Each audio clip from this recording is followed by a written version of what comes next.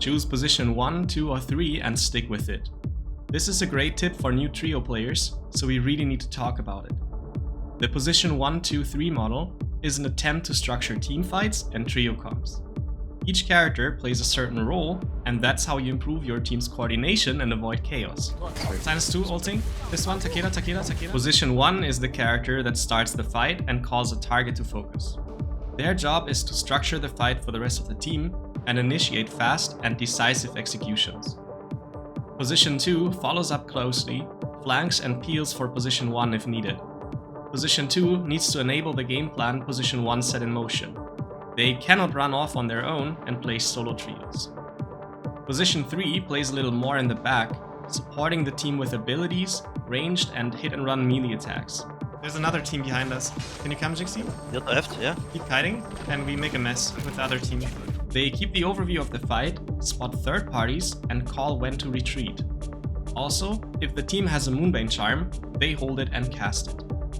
If you apply this model to the individual comps, the tip to choose a position and stick with it starts making more sense. If you like to lead, play Tianhai, Viper, Takeda and Yodo. If you like to follow up, play the characters listed as position 2.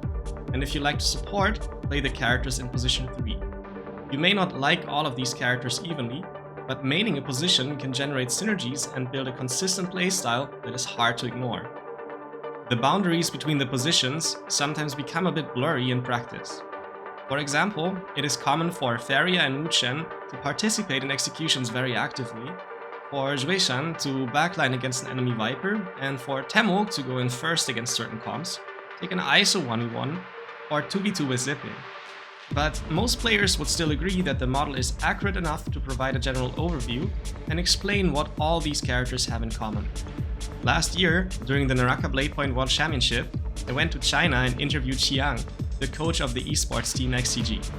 He recommends playing the same position all the time.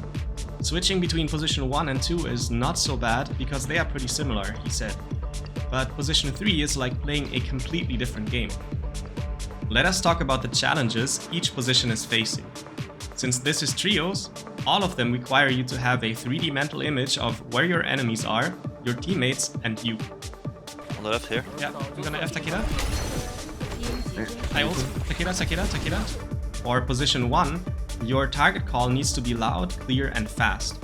Playing fast doesn't mean you should grapple into 3 people and die, but you have to be trigger happy with your F and ult, often even before any teammate has lost armor. If you are too slow or unclear, the enemy will execute on you before you execute on them. This puts extreme pressure on your support. But you also need to check the minimap pre-fight to see where your teammates are and have the empathy to understand that sometimes they cannot follow your calls. In such situations, you need to slow down and kite back to them. If your execution fails, you can sometimes stall until your next F is up, or fully reset and leave. Be a strong leader, but stay flexible. For position 2, you need to read your position 1, understand what they want to do, and play closely around them. You have chosen position 2 because you cannot or do not want to lead.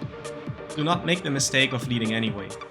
The worst thing you can do is attack a random guy while your teammates are fighting another team.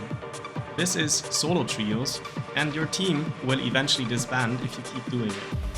If you do not agree with the call your position 1 is making, follow it anyway and discuss it after the game, or at least be very loud and clear when you counter call in an exceptional case.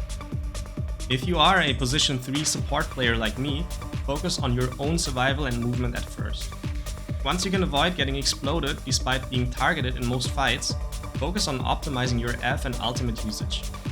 Then improve your overview of fights and third parties, and only then focus on damage. There is a reason why the screens at J-Cup display healing stats over damage stats for Kurumi and Zipping. If you want to deal more damage, keep improving your survivability and study your ranged weapons, longsword, fan, and hit and run melee. Do not follow all calls of your teammates blindly, but remember your role. For example, Kurumi shouldn't tunnel on a target that is called by her teammates if she needs to be tethered or positioned at the side instead, to avoid getting blindsided and exploded.